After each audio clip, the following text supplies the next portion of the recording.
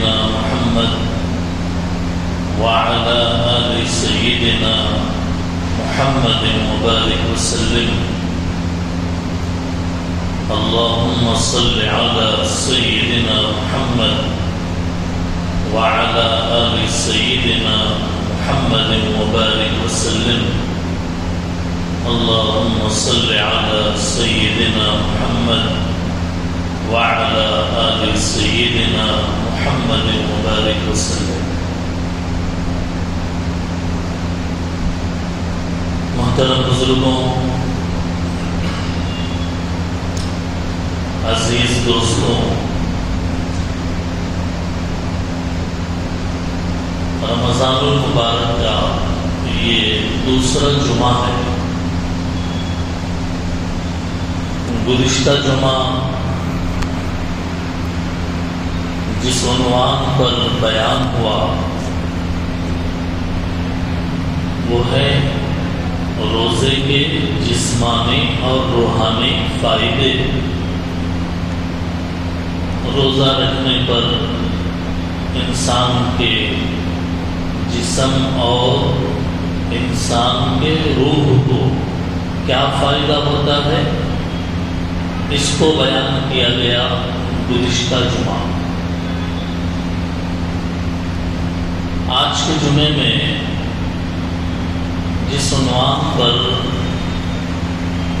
بیان ہے وہ ہے رمضان قرآن کا مہینہ ہے تو مسلمان قرآن سے غافل کیوں ہے؟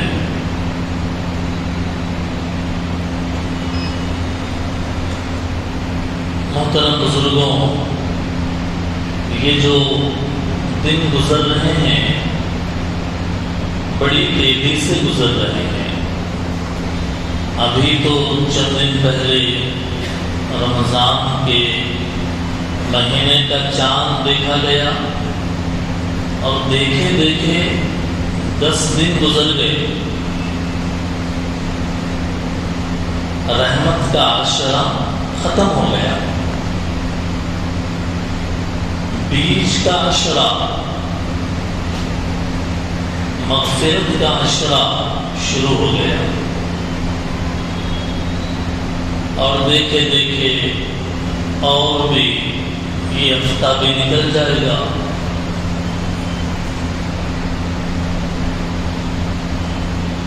اس لیے جو بھی وقت ہمارے ہاتھ میں ہے، ہمارے پاس میں ہے، اس کو قیمتی سے قیمتی بنانا ہے، اس کو ضائع نہیں کرنا ہے. اس کو کیسے قیمتی بنائیں؟ رمضان المبارک رحمتوں کا مہینہ ہے.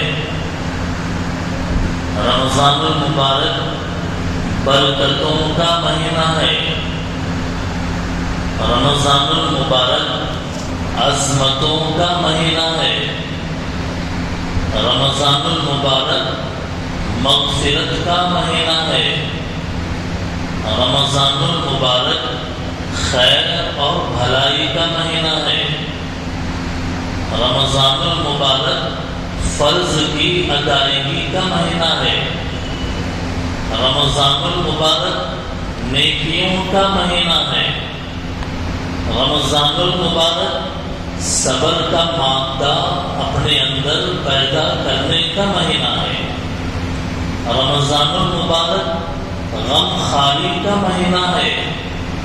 رمضان المبارک رزق کی فراوانی کا مہینہ ہے. رمضان المبارک جنت طلب کرنے اور جہنم سے پناہ مانگنے کا مہینہ ہے.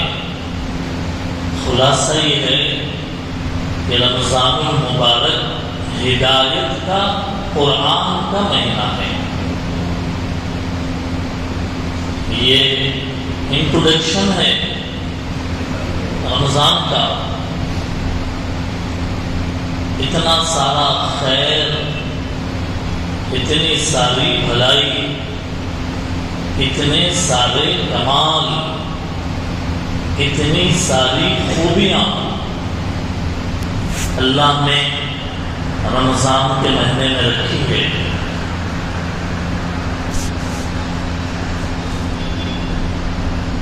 اس لیے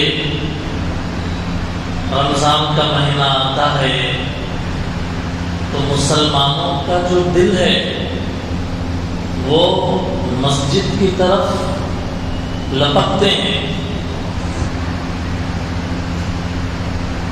چاند رات میں آپ نے دیکھا ہوگا کیسے چاند نظر آیا.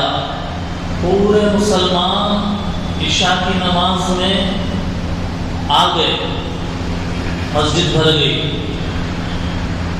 اب مسجد کے داخلے کے دروازے سے یہاں تک آنے میں لوگوں کا خیال کرتے ہوئے, ہٹاتے ہوئے, کسی کو پیر نہ لگے, ایسے ایسے کر کے آنا پڑتا تھا. کیوں؟ اس لیے کہ رمضان کا مہینہ ہے ہی ایسی میگنیٹ, کیا بولتے ہیں اس کو, ایسکانتم, ایسی مقناطیسیت ہے رمضان کے مہینے میں, ایسی کشش ہے, ایسی جاذبیت ہے رمضان کے مہینے میں کہ وہ آیا پورے مسلمان یوں لپک رہے مسجدوں کی طرف, جی عبادت کرنے کے لیے, اطاعت کرنے کے لیے مسجد کو آ رہے ہیں.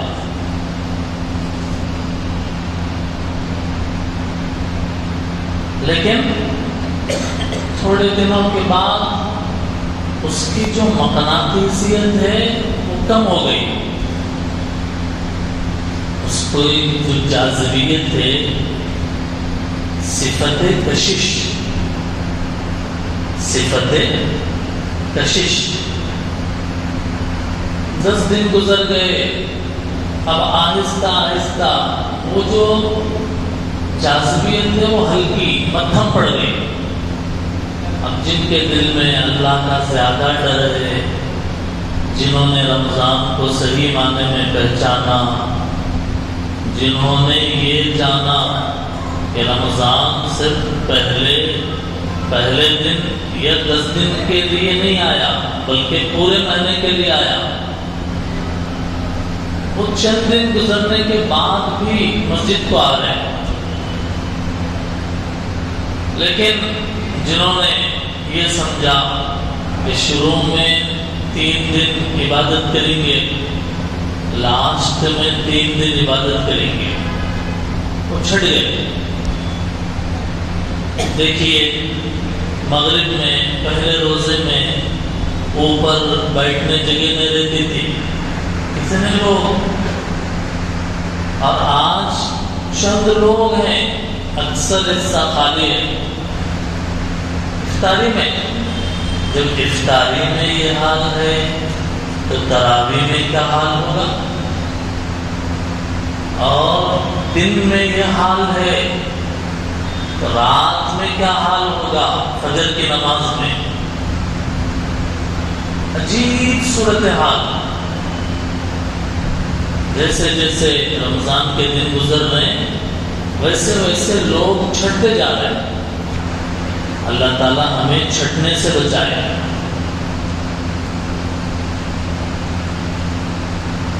اس لیے پورا مہینہ عبادت کا ہے. پورے مہینے میں آدمی کو مسجد سے جڑا ہوا ہونا چاہیے. اب آج کا جو عنوان ہے رمضان اور قرآن, ان دونوں میں کیا مناسبت ہے؟ رمضان اور قرآن میں کیا مناسبت ہے؟ دیکھیے رمضان میں روزے رکھے جاتے ہیں. روزوں کا مقصد ہے کہ آدمی کے دل میں تقویٰ پیدا ہو. روزے کیوں رکھے جاتے ہیں؟ آدمی کے دل میں تقویٰ، اللہ کا ڈر، اسی ڈر کی وجہ سے وہ اپنے گھر کے بند کمرے میں نہیں کھاتا۔ کیوں؟ کون دیکھ رہے ہیں؟ کوئی انسان تو نہیں دیکھ رہا، لیکن روزے دار کہتا ہے مجھے کوئی انسان تو نہیں دیکھ رہا، لیکن انسان کو پیدا کرنے والا اللہ تو دیکھ رہے ہیں، میں نہیں کھاؤں گا۔ گلا سوکھ گیا، پیاس لگی، بھوک لگی، نہیں کھا رہا۔ تقویٰ اسی کا نام ہے۔ قرآن بھی اپنے ماننے والوں کو تقوی کا پیغام دیتا ہے۔ سورہ بقرہ کے دوسری آیت میں ہے ھدی للمتقین۔ یہ کتاب، اس میں کوئی شک نہیں، قرآن میں ہدایت ہے تقوی والوں کے لیے۔ روزہ جس تقوی کی دولت کو پیدا کیا، ان دولت والوں کو سیدھا راستہ قرآن دکھاتا ہے۔ یہ کنیکشن ہے روزے میں اور قرآن میں۔ روزے سے اللہ کا قرب حاصل ہوتا ہے۔ روزہ رکھتا ہے تو بندہ اللہ کے قریب ہو جاتا ہے، شیطان سے دور ہوتا ہے۔ قرآن پڑھنے سے بھی بندہ رحمان سے قریب ہوتا ہے، شیطان سے دور ہو جاتا ہے۔ یہ تعلق ہے روزے میں اور قرآن میں۔ قیامت کے دن روزہ اللہ کے دربار میں سفارش کرے گا، تو یہ روزے دار ہیں، یہ سب روزے دار ہیں اللہ، نہیں کھاتے تھے، نہیں پیتے تھے، اے اللہ ان کی مغفرت فرمائیے۔ روزہ کہے گا، قرآن بھی کہے گا کہ اے اللہ یہ آپ کے بندے دن اور رات قرآن پڑھتے تھے، دن میں بھی پڑھتے تھے، رات میں بھی پڑھتے تھے، تہجد میں بھی پڑھتے تھے، تراویح میں بھی پڑھتے تھے۔ اے اللہ آپ ان قرآن پڑھنے والوں کی مغفرت فرمائیے۔ یعنی روزہ بھی سفارش کرے گا، قرآن بھی قیامت کے دن سفارش کرے گا۔ یہ تعلق ہے روزے اور قرآن میں۔ رمضان کا مہینہ پھیلا ہوا ہے 30 دن میں۔ ایک ظرف ہے، یہ ایک ظرف یعنی وقت ہے۔ یہ اب اس وقت میں اللہ نے ایک گھڑی شب قدر میں قرآن کو نازل کیا۔ کتنی بڑی بات ہے یہ کہ اللہ تعالیٰ کا قرآن اس مہینے میں نازل ہوا ہو۔ یہ تعلق ہے رمضان میں اور قرآن میں۔ رمضان ہی کے مہینے میں اللہ تعالیٰ نے قرآن کو نازل کیا۔ دیکھیے ذرا نیند آئے گی، تھوڑے تھوڑے آنکھیں بند ہوں گی ایسے ایسے آہستہ، لیکن آپ کو کھلا رکھنا ہے، کیونکہ ہمیں رمضان کے بارے میں، ہم قرآن کے بارے میں سن رہے ہیں۔ قرآن کیسے نازل ہوا؟ قرآن کیسی کتاب ہے؟ بہترین آسمانی کتاب، اس سے بڑی کوئی کتاب آدم علیہ السلام سے لے کر آخری نبی سے پہلے تک کسی نبی پر ایسی کتاب نہیں اتری۔ بہترین آسمانی کتاب، کتاب بہترین. اور کس پر نازل ہوئی؟ محمد صلی اللہ علیہ وسلم پر. کون؟ محمد. محمد جو سارے انسانوں میں افضل، ان جیسا انسان کوئی دنیا میں آیا ہی نہیں. حضور سے بڑا اللہ کے بعد مقام حضور سے بڑھ کر کسی انسان کا ہے ہی نہیں. بہترین کتاب بہترین رسول پر نازل کیا گیا. اس کے ذریعے سے نازل کیا گیا حضرت جبرائیل علیہ السلام کے ذریعے سے. کون جبرائیل؟ جبرائیل سارے لاکھوں فرشتوں کے سردار. لاکھوں فرشتے کے، ان سے بڑا کوئی فرشتہ نہیں. اللہ نے سردار بنایا جبرائیل علیہ السلام کو. کہاں نازل کیا اللہ نے قرآن؟ مکہ المکرمہ میں نازل ہونا شروع ہوا. کون مکہ؟ سارے دنیا میں سب سے اہم ترین مقام مکہ. اس سے افضل کوئی اور مقام کیا ہو سکتا ہے؟ کون سی زبان میں نازل کیا اللہ تعالیٰ نے قرآن؟ عربی زبان میں. عربی زبان کون سی؟ سارے زبانوں کی سردار. سارے زبانوں کی سردار. کون سے مہینے میں نازل کیا اللہ تعالیٰ نے قرآن کو؟ رمضان کے مہینے میں. کون سا مہینہ رمضان کا؟ بہترین مہینہ. سارے مہینوں میں سرداری جس کو حاصل ہے ایسے مہینے میں نازل ہوا. اب سمجھ میں آئی بات آپ کو کہ قرآن کیسی عظیم کتاب ہے.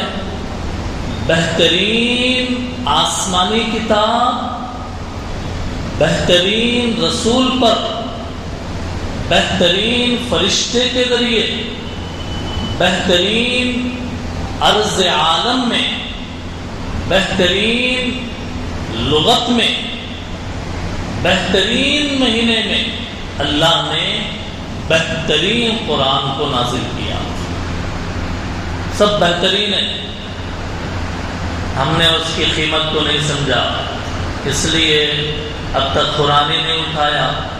اللہ معاف کرے.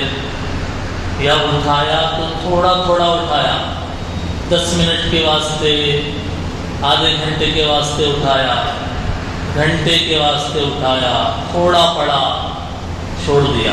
کتنے پارے ہوئے؟ سوال غلط ہو گیا نا. کتنے پارے ہوئے؟ سوال غلط ہوا. سوال یہ ہونا چاہیے کتنے قرآن ہوئے؟ اب تک 10 دن گزر گئے، 11واں دن چل رہا ہے. کتنے قرآن ہوئے؟ یہ سوال ہے. اس لیے کہ اتنا پڑھنا چاہیے قرآن کو، اتنا پڑھنا چاہیے کہ دن اور رات جتنا وقت خالی ملے قرآن کو ہی پڑھنا چاہیے. کیونکہ قرآن ایسی پاورفل کتاب ہے، ہمیں سمجھ میں نہیں آیا اس کی طاقت کیا ہے، اس کی قوت کیا ہے، اس کے اندر کتنا وزن ہے. اللہ بول رہے ہیں، قرآن میں بول رہے ہیں، ہم اگر اس قرآن کو پہاڑ پر نازل کرتے تو پہاڑ ریزہ ریزہ ہو جاتا. اتنا وزن ہے کتنا پاور ہے اس میں، کتنی طاقت ہے اس میں. اب انسان پر نازل کیا گیا، ہمارے نبی پر نازل کیا گیا، ہم اس کو نہیں سمجھ رہے ہیں. اس کو صرف گھر کے اندر میت ہوئی تو پڑھنا ہے،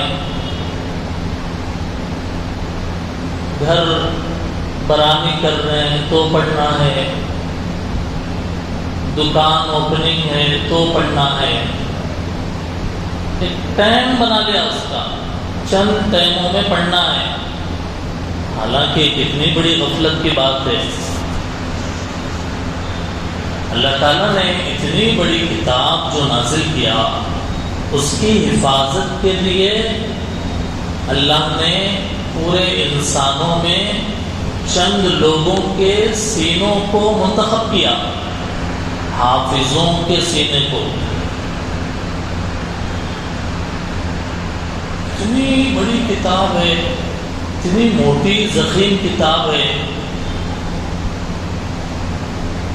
ایک غلطی کے بغیر یاد کرنا، پھر سنانا، یاد رکھنا، یہ اللہ کی توفیق ہے، اس کے علاوہ کچھ بھی نہیں ہے. اللہ نے قرآن کی حفاظت کے لیے قرآن کی حفاظت اپنے ذمہ لی. میں حفاظت کروں گا قرآن کی. پہلے کی آسمان کی جتنی کتابیں تھیں، تورات، زبور، انجیل، آج بھی ہے تورات، زبور، انجیل، لیکن اپنی اصلی شکل میں نہیں ہے، بدل دیا گیا. اس میں ادھر کا ادھر، ادھر کا ادھر کر دیے. تورات، زبور، انجیل ہے، لیکن اس کی حفاظت اللہ نے وعدہ نہیں کیا میں اس کی حفاظت کروں گا، لیکن قرآن کی حفاظت کا وعدہ اللہ نے کیا. اللہ نے حفاظت کیا. پھر آج 1445 سال ہو گئے تقریباً. قرآن جیسے کا ویسا باقی ہے. ہم کو آپ کو ذمہ داری دیتے کہ میں حفاظت نہیں کرتا لیکن تم لوگ کرو، بلکہ اگر ذمہ داری دے دیتے تھے تو آج کیا حال ہے بولو. اکثر مسلمانوں کو قرآن پڑھنا نہیں آتا. کتنے بڑے افسوس کی بات ہے. اللہ حفاظت نہ کر کے لوگوں سے کہتے تم حفاظت کرو، تو آج کیا قرآن کی حفاظت ہو پاتی؟ اس لیے کہ اللہ کا کرم ہے کہ اپنے ہاتھ میں رکھا. قرآن کی حفاظت اپنے ہاتھ میں رکھی. میں کروں گا حفاظت قیامت تک، تم پڑھو، یاد کرو. اس لیے دوستوں اور بزرگوں، قرآن کی اہمیت کو سمجھنا ہے. قرآن کی اہمیت کو کیوں سمجھنا ہے؟ قرآن کی اہمیت کو اس لیے سمجھنا ہے تاکہ قرآن کی ہم قدر کر سکیں. آج قرآن کی قدر نہیں ہو رہی ہے. نہ قرآن کے الفاظ کی قدر ہو رہی ہے، نہ قرآن کے الفاظ کے معانی کی قدر ہو رہی ہے. مسلمان ہیں لیکن قرآن پڑھنا نہیں جانتا. کتنے بڑے افسوس کی بات ہے. آج دنیاوی تعلیم کو سیکھنا ہم ضروری سمجھتے ہیں. 10 پڑھنا، ڈگری پڑھنا، فلاں فلاں فلاں، یہ سب ضروری ہے. تو کیا قرآن سیکھنا ضروری نہیں ہے؟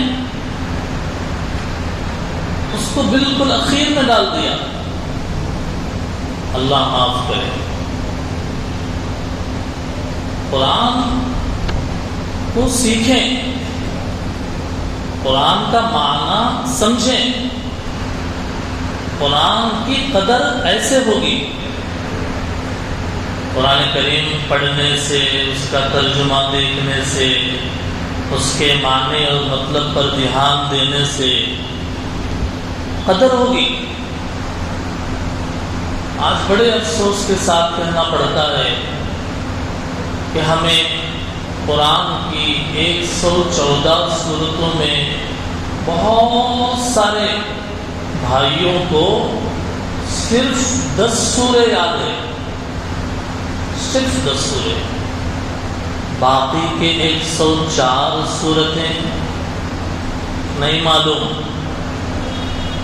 اچھا 10 سورے یاد ہے تو کیا وہ 10 سورتوں کا ترجمہ بھی یاد ہے؟ معلوم ہے کہ ارأیت الذی یکذب بالدین میں اللہ تعالیٰ کیا بول رہے ہیں؟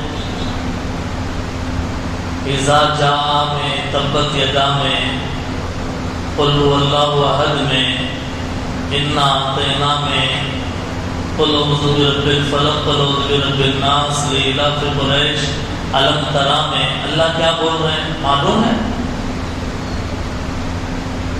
کہاں ہے قرآن کی قدر پہ؟ اس لیے اس بات پر زور دیا جا رہا ہے کہ قرآن خوب پڑھنا ہے، پورا قرآن پڑھنا ہے۔ ہر آدمی اپنا جائزہ لے کہ رمضان کے اتنے دن گزر گئے، میں نے کتنے قرآن پڑھا، کتنے پارے پڑھا میں نے۔ بڑے بڑے جو رمضان کی اہمیت کو جانتے تھے وہ لوگ رمضان کے مہینے میں سارے کام کاج کو الگ رکھ کر، ضروری جتنا ہوتا اتنا کرتے، سب کو الگ تھلگ رکھ کر بس قرآن لے کر بیٹھ جاتے۔ وہ ہیں اور قرآن انسانوں سے بھی کم بات کرتے، انسانوں سے بھی کم بات کرتے، اللہ سے بات کرتے قرآن پڑھ کر۔ کتنا پڑھتے قرآن؟ ہمارے جو 1400 سال کے اندر بڑے بڑے اللہ والے، رمضان کی قدر کرنے والے اہل اللہ گزرے، چند واقعات بتا رہے ہیں تاکہ ہمیں احساس ہو کہ ہم کتنا پڑھ رہے ہیں۔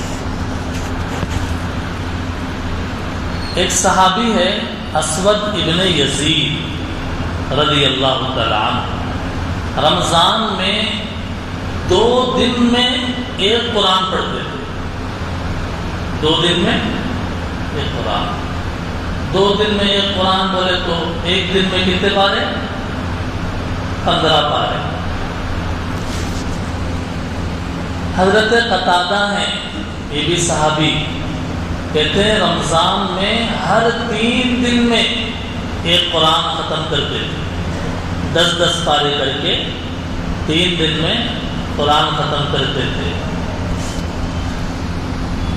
اب دیکھیے کیسے ترقی کرے گی اور کتنے عروج پہ جائے گا قرآن کو پڑھنا۔ بخاری شریف لکھنے والے، اس کے جو رائٹر ہیں محمد ابن اسماعیل بخاری، ان کا نام ہے۔ کہتے ہیں تراویح کے بعد رات میں قرآن پڑھنا شروع کرتے، ہر 3 راتوں میں ایک قرآن مکمل کرتے، ہر 3 راتوں میں ایک قرآن۔ فضیل ابن عیاض رحمت اللہ علیہ، بڑے اللہ والے گزرے تاریخ میں، رمضان میں تہجد کی نماز میں، تراویح میں تو الگ، صرف تہجد میں 7 راتوں میں ایک قرآن ختم کرتے۔ تہجد میں، تہجد کا قرآن الگ پڑھتے ہو۔ سراج الامہ امام اعظم ابو حنیفہ رحمت اللہ علیہ، رمضان میں صبح دن جب شروع ہوتا قرآن پڑھنا شروع کرتے، مغرب سے پہلے پہلے ایک قرآن ختم کر لیتے. مغرب کی نماز کے بعد ایک قرآن شروع کرتے، سحری فجر کی نماز تک دوسرا قرآن ختم کر لیتے. یہ کوئی قصہ کہانی بنائے سو نہیں ہے، کرے سو ہے. یہ ایک دن رات میں 2 قرآن ختم کر رہے ہیں. 30 دن میں 60 قرآن پڑھتے تھے. رمضان کے مہینے میں 60 قرآن پڑھتے تھے. شیخ الحدیث زکریا رحمۃ اللہ علیہ 22 سال تک رمضان میں روزانہ ایک قرآن، 42 سال تک روزانہ 30-35 پارے 30 پارے 35 پارے 30 پارے 35 پارے پڑھنے کا معمول تھا. دیکھا آپ نے کتنا پڑھتے تھے اللہ والے، پڑھنے والے، رمضان کی قدر جاننے والے. ہم اور آپ، اب میری صورتحال کیا ہے، آپ کی صورتحال کیا ہے، ہم میں سے ہر آدمی اپنا جائزہ لے. 10 دن گزر گئے، صاحب کتنا پڑھا؟ اصل پڑھنا شروع بھی کیا ہے نہیں، یا پہلے دن دوسرے دن تھوڑا جوش میں اٹھا لیے، اس کے بعد رکھ دیے. غور کرنا چاہیے یا نہیں کرنا چاہیے؟ بولیے، زور سے بولیے. غور کرنا چاہیے. تو رمضان میں ہم قرآن زیادہ سے زیادہ پڑھیں، صبح شام دن رات ہر وقت، اپنے ضروری کام کرتے ہوئے. ایسا بھی نہیں ہے کہ سب کچھ چھوڑ چھاڑ کے مول صاحب بول رہے ہیں لے کے بیٹھ جاؤ بول کے، ایسا بھی نہیں بول رہے ہیں. یہ کہا جا رہا ہے کہ تمام ضروری کام کرتے ہوئے مختصر وقت میں وہ کام نمٹا کر قرآن سے اپنا تعلق جوڑ کر بیٹھے، کئی قرآن ختم کریں انشاءاللہ. قرآن پڑھیں گے انشاءاللہ. عربی میں نہیں آتا، سیکھنا چاہیے، اور وہ آنے تک تیلگو میں، انگلش میں، مراٹھی میں، مختلف زبانوں میں قرآن ہے، پڑھیں اس کو، لیکن تعلق جوڑیں. اس لیے کہ رمضان کا مہینہ قرآن سے بڑی گہرا تعلق ہے اس کا. اسی لیے تراویح کے اندر جو قرآن پڑھایا جاتا ہے اس کے بارے میں بھی ہلکے ہلکے اشارے کیے جاتے ہیں کہ بھئی یہ قرآن میں یہ لفظ آ رہا، اس سے اس واقعے کی طرف اشارہ ہے. کیا مقصد؟ مقصد یہ ہے کہ ہم قرآن بھی پڑھیں اور اس کا معنی بھی سمجھیں. قرآن بھی پڑھیں، اس کا معنی بھی سمجھیں. صرف قرآن پڑھ لیتے گئے، خالی پڑھ لیتے گئے، معلوم ہی نہیں کیا آ رہا کیا جا رہا،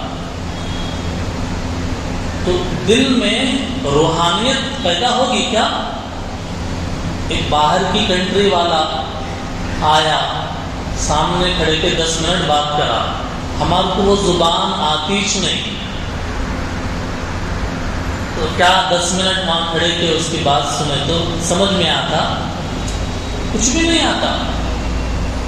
وہی تھوڑے تھوڑے باتاں پہلے بولے کہ بھئی یہ صاحب فلاں جگہ سے آئے، اس لیے آئے، کچھ بولنا چاہ رہے ہیں. اب انہیں بول رہا تو کبھی کبھی کوئی لفظ آ جاتا کہ ہاں اس کا یہ مطلب یہ بولنا چاہ رہے، یہ بولنا چاہ رہے، یہ بولنا چاہ رہے.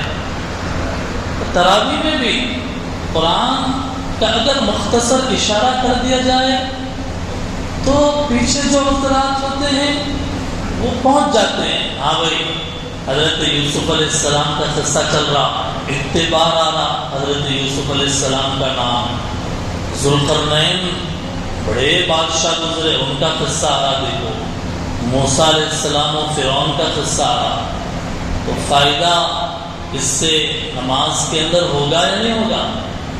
اس لیے ہمیں قرآن بھی پڑھنا ہے، اس کا ترجمے کا دھیان بھی لگانا ہے۔ اللہ تعالی ہم سب کے لیے اس رمضان کے مہینے کو خیر کا باعث بنائے۔ اللہ تعالی ہم سب کے لیے رمضان کے مہینے میں خوب تلاوت کرنے کی توفیق عطا فرمائے۔ شاعر نے کہا، کیا کہا شاعر نے؟ دنیا کی کتابوں میں قرآن چمکتا ہے، دنیا کی کتابوں میں قرآن چمکتا ہے، قرآن میں اللہ کا فرمان چمکتا ہے۔ عادت جو بنا لے قرآن کی تلاوت کی، عادت جو بنا لے قرآن کی تلاوت کی، اللہ کی نظروں میں وہ انسان چمکتا ہے۔ اے اللہ ہمیں عامل قرآن کر دے، پھر نئے سرے سے مسلمان کو مسلمان کر دے۔ وآخر دعوانا ان الحمد للہ رب العالمین۔